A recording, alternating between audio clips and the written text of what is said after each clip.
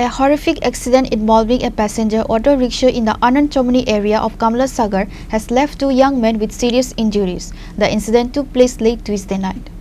The two individuals, identified as Akash Roy and Bhupesh Saha, are residents of the Jogendra Nagar Sahapara neighborhood. According to reports, they were returning home from Kamla Sagar Kasbah after a night of heavy drinking. The accident happened when the driver, who was reportedly intoxicated, lost control of the vehicle. The auto rickshaw swerved off the road and crashed violently into a tree. The impact was so severe that the vehicle was completely wrecked, trapping both men inside. Local residents quickly rushed to the scene after hearing the crash. They managed to rescue the two men from the mangled wreckage and immediately transported them to Madhupur Primary Hospital.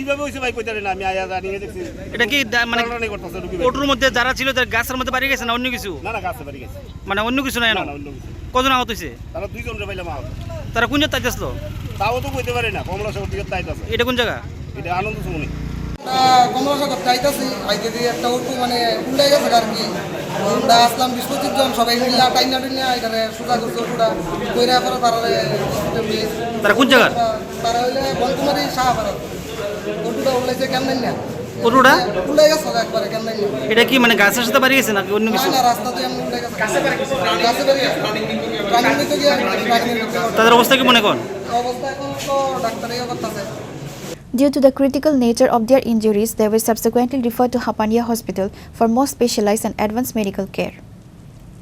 Reported by Jivan from Bishalgarh, Chinikhara.